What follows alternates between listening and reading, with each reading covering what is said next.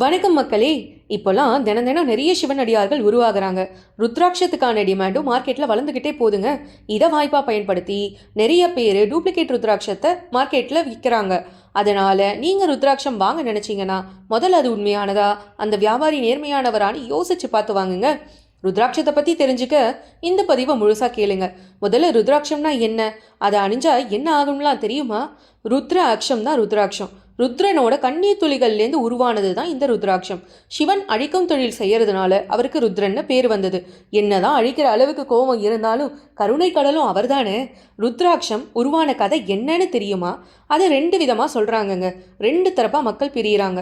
ஒரு தரப்பினர் என்ன சொல்கிறாங்கன்னா, உலகம் துன்பத்தில் இருக்கிறத பார்த்து தன்னோட படைப்புகள் எல்லாம் அறியாமையில் மூழ்கி இருக்கிறத பார்த்து அவர் சிந்தின கண்ணீர் துளிகளில் உருவானது தான் ருத்ராட்சம்னு சொல்கிறாங்க. இன்னொரு தரப்பினர் திரிபுராசுரன் ஒரு அரக்கன் இருந்ததாகவும் அவனை அழிக்க அவர் அகோரம்ங்கிற ஆயுதத்தை நிரூபிக்க நீண்ட நாட்களாக கடும் தவத்தில் இருந்ததாகவும் அதனால் அவரோட 3 கண்களும் கண்ணீர் துளிகள் சிந்தினதாகவும் அந்த சிந்தின கண்ணீர் துளிகள்லேருந்து உருவாகினது தான் இந்த ருத்ராட்சம்னு சொல்கிறாங்க.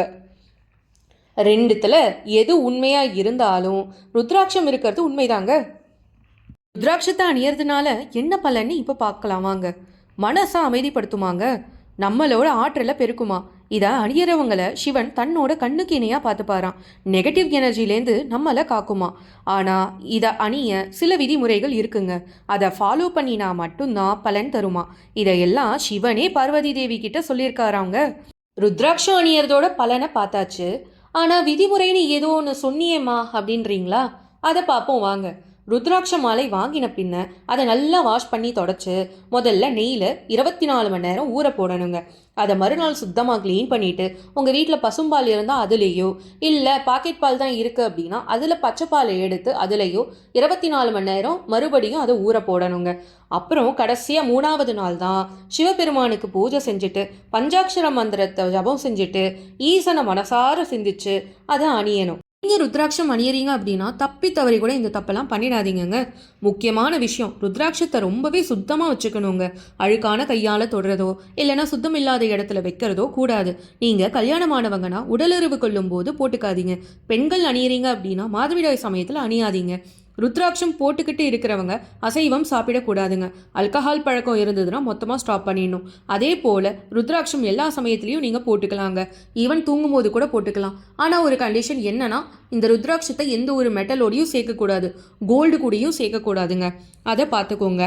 அப்புறம் குழந்தை பிறந்த வீட்லேயோ இல்லை ஏதாவது டெத்து வீட்டுக்கு போகிறீங்க அப்படின்னாலோ அந்த 2 தீட்டுமே ருத்ராட்சத்துக்கு ஆகாதுங்க.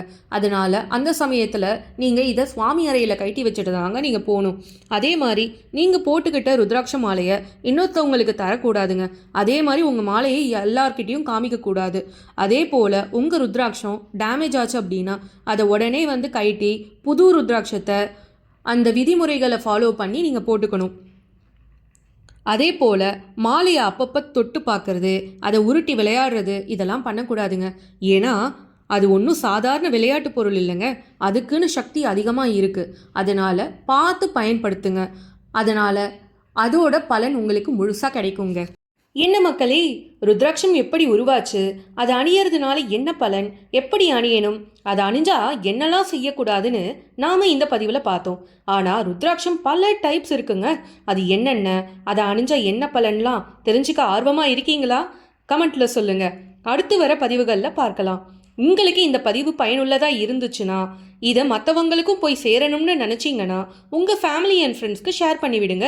இது போன்ற சுவாரஸ்யமான ஆன்மீக தகவல்கள் உங்களை சேர எங்கள் பக்தி பீட்ஸ் சேனலை சப்ஸ்கிரைப் பண்ணிக்கோங்க. அப்புறம் நோட்டிஃபிகேஷன் பட்டனை ஆன் பண்ணி வச்சுக்கோங்க.